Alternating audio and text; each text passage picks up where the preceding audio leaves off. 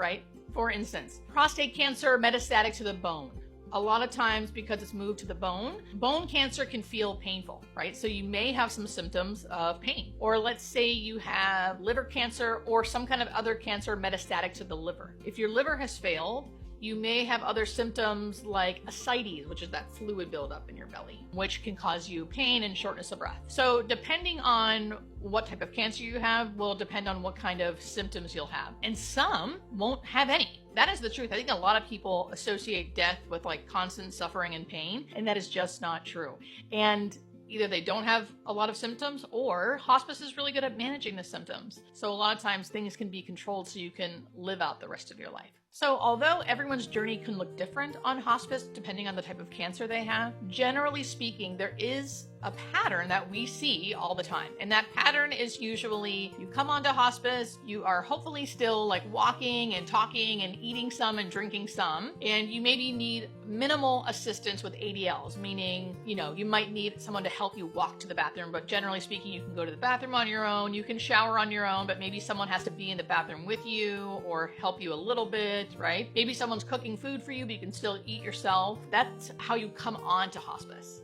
And then as time goes on, almost everybody will start declining functionally, meaning first you needed minimal assistance. Now, 3 months into hospice, you need moderate assistance. Maybe you need someone to sit next to you while you're going to the bathroom because you might fall over or you don't have the strength to get off the toilet yourself. You need someone to be in the bathroom with you. You have a shower chair. They have to bathe you because you can't do it on your own. You might need someone to cut up your food for you because you can't do it, or puree it because it's too hard to chew. Things like that, right? So you're going to be functionally declining. As you functionally decline, you're going to notice as well that you are eating and drinking less. So I'm talking like a few bites of food 3 times a day, right? You still have that like trigger hunger of like morning, noon, and night, but after a few bites, you're full and you don't really want more. Or you only want to drink, or you only want to drink smoothies or like chocolate shakes, things like that. And you're going to notice that you are sleeping a lot more. So maybe 10 hours at night and then 2 naps during the day. Then as, again, another 2 months goes on, maybe even only a month, you will just see the same things, but more. And by the time everyone on hospice, by the time they are getting to, the last few weeks of life, they will mostly be bedbound, in and out of consciousness, not eating and drinking, incontinent, so someone's going to have to change you. And I say all these things not to scare you, but to prepare you.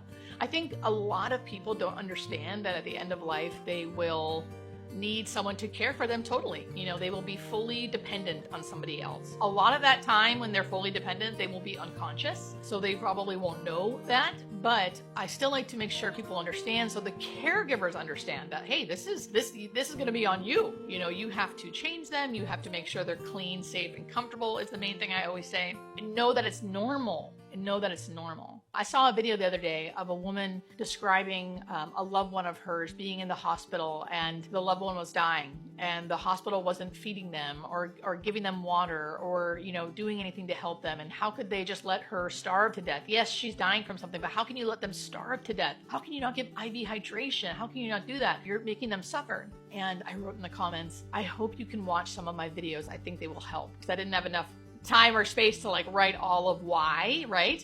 But if you watched a lot of my videos, I talk about that all the time. A dying body knows how to die, and it makes itself not hungry, not thirsty. Hence why it's so important to allow the body to do that at the end of life. And even if we tried to put in an IV, right, to give them IV hydration, it wouldn't do what it's supposed to do. It would not hydrate the person. It wouldn't stay intravascular and perk them up. It would seep out of their vascular system, causing third spacing, edema, and eventually respiratory distress, because a dying body can't handle the fluid that we're trying to give it. Right? So when someone's dying from cancer, why and how are they dying? They are dying from the cancer. The person is not dying because they're not eating or drinking. They're not eating and drinking because they're dying. And the progression will happen with almost everybody, particularly if you choose to go on hospice. You will have a more natural, gradual death. And the more you understand the progression and the more you understand death and dying, the better it usually goes and the more peaceful you usually die.